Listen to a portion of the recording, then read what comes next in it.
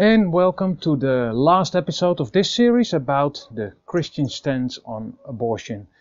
As you can see, I am not in our usual place, not in our village. We're actually traveled to the capital city because we have to do some work on our visa and stuff like that. Anyway, I'm sitting here on the balcony. Yeah, I was thinking about veranda, but this is not a veranda, this is a balcony of our hotel, and which is just slightly outside of the capital city, Antananarivo. So yes, again, welcome to this last episode of this series about the Christian stance on abortion. In part 3 we have discussed two dilemmas that so now and then happen. We've seen that good arguments to keep the unborn alive are abound. Basically, there are no philosophical nor rational arguments for abortion that can withstand the test. That means that the emotional argument is the only one that is left. And we all know that our emotions cannot be accounted for good moral decisions. In any case, let's go to it. Let's go and talk about the options we have.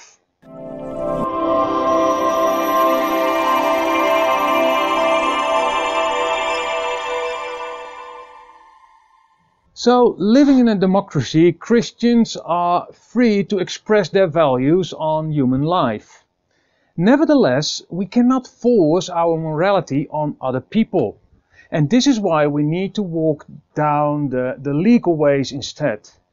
One way to accomplish a change is through politics. You see, our Christian ideals are clear. A total abolishing of the practice of abortion. This, however, will not likely happen very fast, and that's why I propose a compromised stance. And I already warned you about this one. I need to explain this a little bit. So before I continue, I need to clarify myself a little bit. I talk about this topic with mainly the Dutch society in mind. In our country, the Netherlands, we have many political parties, and with many I do mean many. As far as I know, we only have two political parties who are against abortion. Both parties are Christian and do not receive many votes. You see, and as a consequence, they hardly receive enough votes to shift towards a ruling position. So normally they need to form coalitions with other parties, and in such a situation they cannot push their ideals. And this, of course, is very frustrating. It is this situation that triggered me to think further than the ideals. Note, however, that a compromise situation is not my preferred model. Neither is it for these Christian parties. But for now I think it is the best we can do. Good, let's talk about this, shall we? We can find an example of compromising the ideal in the Bible. In Genesis, God sets the ideals for marriage. You can read that in Genesis 2 verse 24.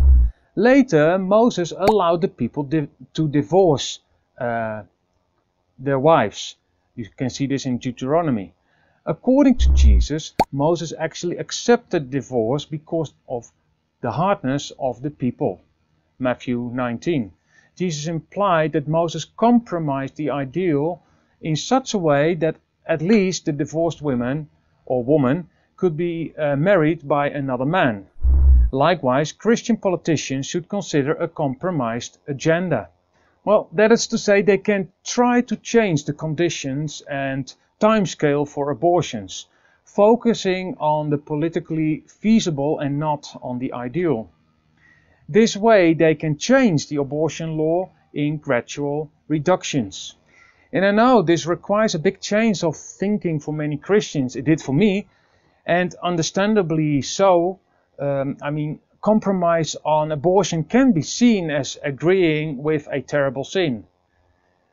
Still, we need to realize that we live in a fallen world. In a fallen world, we are bound to encounter conflicting moral issues. In cases like this, Christians have to choose between two evil options.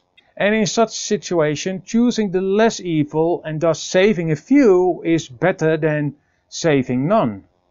This tactic of restricting access to abortion through state laws, this is in the USA, and offering viable alternatives for women in need has been described by a worried pro-choice columnist as death by 1,000 tiny cuts. The tensions are high in the abortion debate. Still, we really need to maintain our best behavior.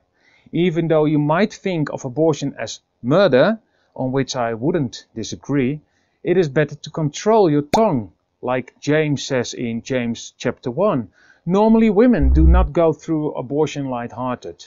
Many of them simply do not know what else to do. Most women are, just like the adulterous woman in John 8, totally aware of what they have done. You know, Jesus did not preach a sermon or told her how bad she was.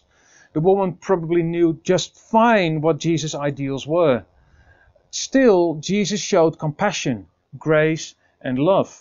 If we say that we are followers of Christ, we should do as our Master.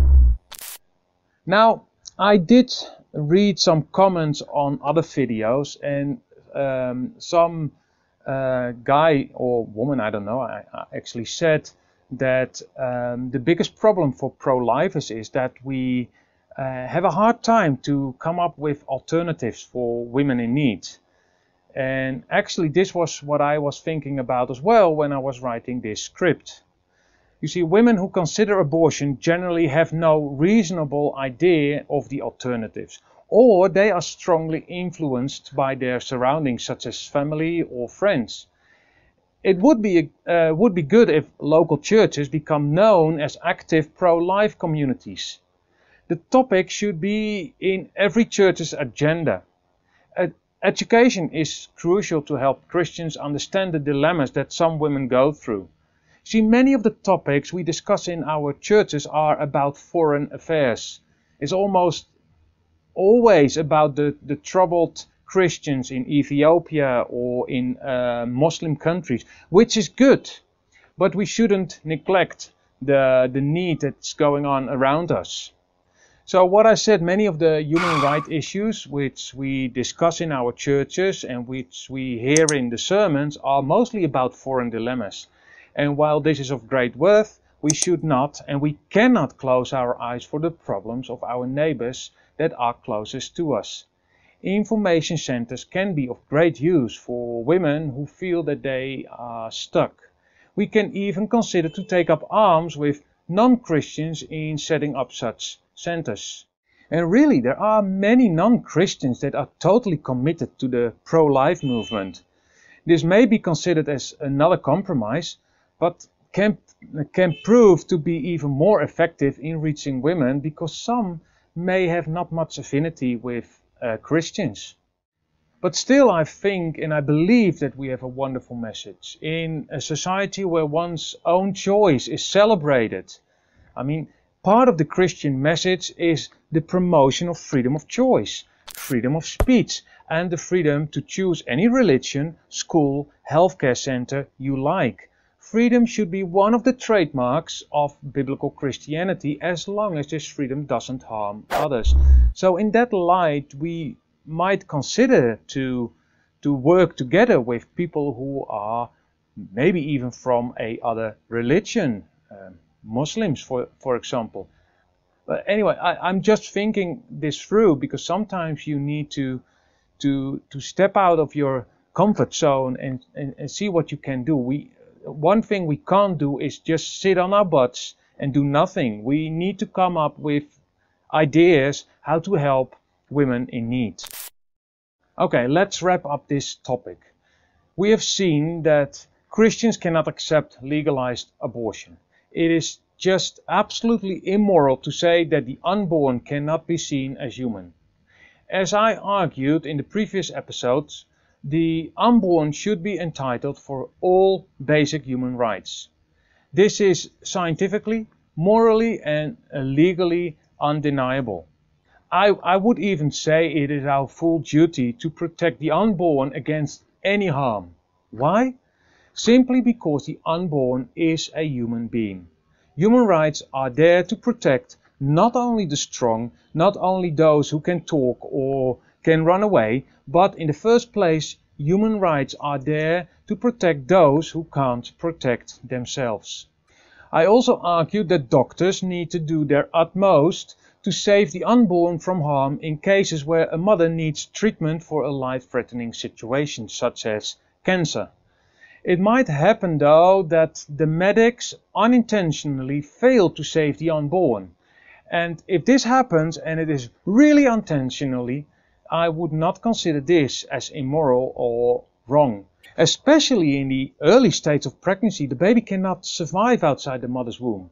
And this means that the medics need to prioritize the life of the mother. Now, that doesn't mean they can terminate the unborn in that stage. Absolutely not. But again, if there is a chance in which the baby gets hurt while saving the mother, it isn't immoral. The baby needs his or her mother.